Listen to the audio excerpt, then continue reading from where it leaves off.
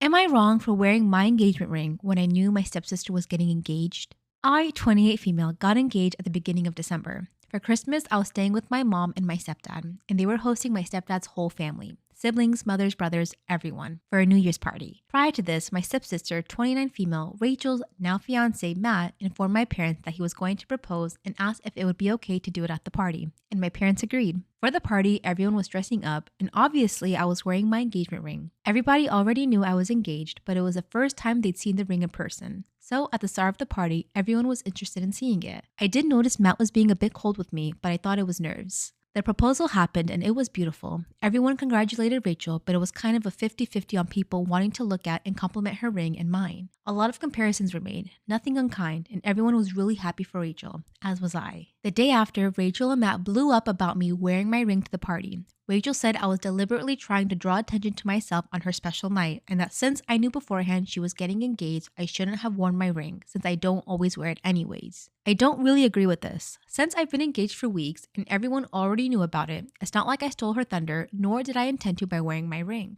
I wore it because I'm engaged, so it's what you do. Matt then accused me of embarrassing him by wearing my colossally large ring when I knew Rachel's wouldn't be anywhere near as big, and intentionally showing him up in front of the family. He even went on about other jewelry I wore. My stepdad called them both stupid for their outburst. My stepbrother says there's no way I could have known that that's how they feel. It's not like they asked me not to wear it. My mom says while she knows I didn't do it deliberately, but she can see where Rachel's coming from, since everyone preferred my ring to hers. She also said that given my ring is quite unique, I should have considered it would draw attention. I would never take off my ring so that someone else can propose, like to make you feel better about yourself. Shouldn't the guests know better? If you know it's the first time seeing, why would you compare the rings? That's not her fault. The guests are the asshole. But you're dumb too. I don't like people like that who are just like, wait, yeah, you're better. Shut up. Being an 18-year-old was actually so weird. Like, it was fun in the moment because I didn't know how weird it was. But when I was 18 years old, I was like the unpaid intern of adults. Everyone was like, these are the best years of your life. Be so happy right now. All I did when I was 18 was spill coffee and be optimistic over how poor I was. I was just a teenager who was legally allowed to run away from home because you turn 18 and the government's like, congratulations, you have grown-up responsibilities now. You have grown-up privileges. You can get thrown in jail. You can take out tons of loans for school. You can get married to somebody you just met if you want to. There's a lot of people telling you to act like an adult, but then still treating you like a child when it's convenient for them. And you try to go rent a car or get into a club and they say, are you a grown-up? And you say, yes, I have an ID proving that I am in fact a grown-up. And you push it across the desk and they're like, okay, no, you're not. Because nobody actually wants to give you real grown-up responsibilities when you have so little experience being an adult. The craziest part for me was the people very confidently telling me what I should do with the rest of my life when they didn't even know me because it worked out for them. People you barely know, people you meet at like work or at school are going to very confidently tell you to do things that worked for them that could ruin your life. I have nothing else to say now, but just like look at how cute his face is. I feel like millennials have a strong rescue dog energy. Like, you can tell they've been through a lot, but they have the pluckiest attitudes about it. They're always happy to help. They're like, we're just happy we made it this far. We never imagined we would. And Gen Alpha, they're the exact opposite of that. They kind of give off a little purse dog energy, and they're going to go really far in life because they don't ask themselves questions like, do I belong here? Do I deserve this? Am I an imposter? They just do whatever they want. No dogs allowed sign, that doesn't apply to them. They're a purse dog. They know that the employees in that store are too tired to kick them out. Little purse dogs aren't just ready to scrap at all times, they want to. And that scares the shelter dogs. And Gen Z, in my opinion, they're the cats of the younger generations. They vacillate between being incredibly feisty and completely apathetic, but you can't mistake their apathy for weakness because they will slap you if you get in their face. They'll have the zoomies for a little bit and then you won't hear from them for 3 days because they fell asleep under a warm pile of laundry. And if any of what I just said makes you angry, it's not that serious. I fall right on the zillennial cusp, and what that means is anytime somebody older than me gets mad at me, they call me an entitled zoomer, and anytime somebody younger gets mad at me, they call me a cringy millennial. So I've gotten bullied every which way with these things, and what I've realized is it's not that serious.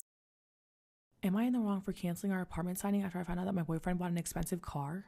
My boyfriend, 31 male, and I, 28 female, have been together for over 2 years. We have been living with roommates and been looking to move in for a while. It's expensive, and I have a dog, so it's been difficult finding a landlord that would be okay with a dog. My friend has been moving out and she has a dog and is willing to sublet for us.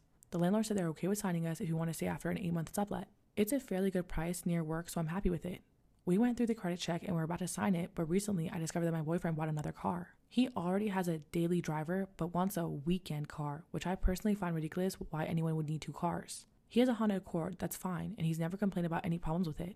But recently he said that he bought another car. He isn't the best with money. He really likes to spend till the last dollar and doesn't have any savings. I've had to bail him out twice on rent. We both pay around a little over $1,000 plus utilities, and he makes around $70,000 a year, so he should have savings, but he doesn't. He did pay me back, but it was months later than what we agreed upon. So I wasn't really happy that he did that, but I didn't realize that he bought such an expensive car. He didn't show it to me until Saturday when he picked me up in a Corvette. I didn't know what model it is, but I asked him how much it was, and he said it wasn't my business, and I was pissed off that he bought a clearly expensive car. He admitted later, because I refused to let it go, that it was $42,000 and he had traded in his Honda. Even then, his payments are almost $800 a month. I was so mad that he did that, especially because he asked me to cover the part of his share for the apartment security deposit a week before he bought the car. I called my friend and apologized. I told her that I can't sign the lease and she was okay with it. I hadn't paid the deposit yet, thankfully, and my roommate is okay with me staying, so I'm good. But my boyfriend's lease is ending and the landlord wants him out, so he's mad at me for canceling us moving in together because he still needs to move and he'll probably be paying more than if we moved in together. He yelled at me for butting into his business, saying it's not my business what he buys. I think it's fair, but he also doesn't have any money and bought an expensive car, so if anything goes wrong, I have to pay his share of rent. So am I in the wrong?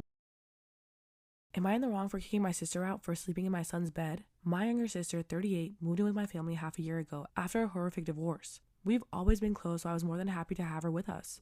I live with my husband, 45, son, 21, and daughter, 15. She slept in our guest room, or so I thought.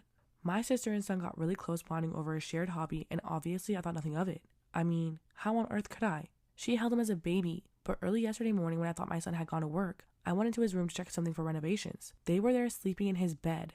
I freaked out. I had the absolute worst feeling in my gut. She claimed that they were only sleeping, but her face was bright red and she was wearing this skimpy nightgown. I told her to get out and never come back. My son immediately started defending her, repeating that they were only sleeping and that I needed to stop being mean to her.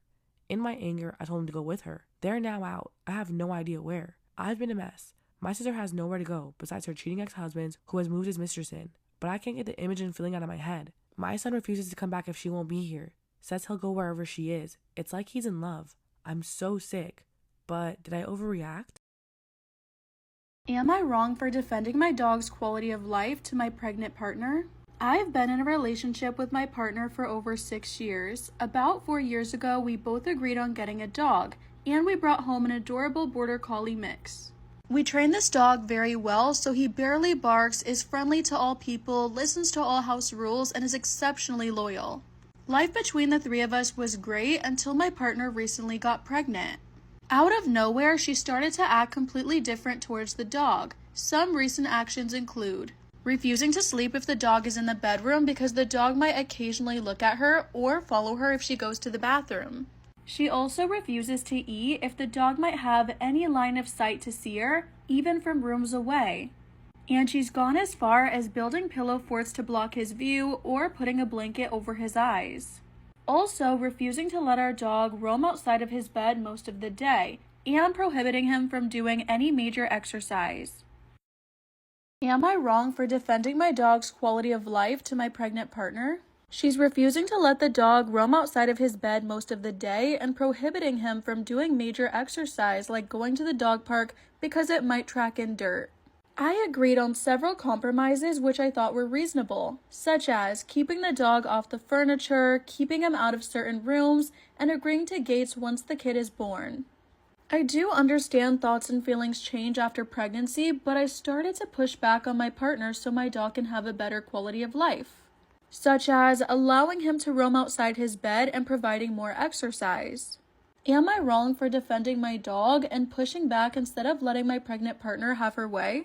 Top comment says your wife is very unstable and she's being unreasonable. I get that pregnancy can have some changes, but this is ridiculous.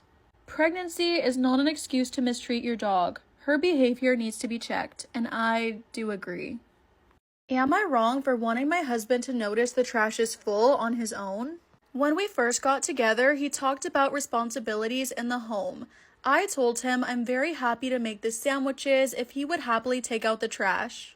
So we sort of agreed that traditional rules are nice, though we both work full time. I'm gone from the house 50 hours per week and he's 60. so we don't stick to the rules too strictly. Well, I noticed after a while of being with him that he doesn't in fact take out the trash. He lets it pile very high. Me and the kids take care of the dogs and the poop scooping and chickens and yard work because he works overtime and we pick that up without an issue. But I still think that he can do this one little task of taking out the trash without delay or issue. The trash is in an area where he does pass every day, but he seems unable to notice it's full. He thinks that even when it's full, I should simply ask for him to take it out. Then he says he'll take it out. Am I wrong for wanting my husband to notice the trash is full on his own? When I ask him, he forgets, procrastinates, or neglects to take it out. Sometimes when I do ask, he will immediately take it out, but I would say that's 35% of the time. And then if I don't ask, it doesn't get done at all. I do not want to have to ask him, and I've even told him this. Sometimes I'll gather it up and tie it up in a bag, thinking it will give him a hint. Well, this morning he says loudly, "Who the F ties up the trash bag and just leaves it?" That's when I told him I tied it hoping that you would take it out. He then again insisted I just ask him, and I told him I don't want to have to. He's a grown man. In general, women don't want to have to do your thinking for you. Women want a man to be a man, take charge and handle it. But then he says I'm wrong, women think that's fine, and it's just me making a big deal. So I made this post for him to see. Am I wrong?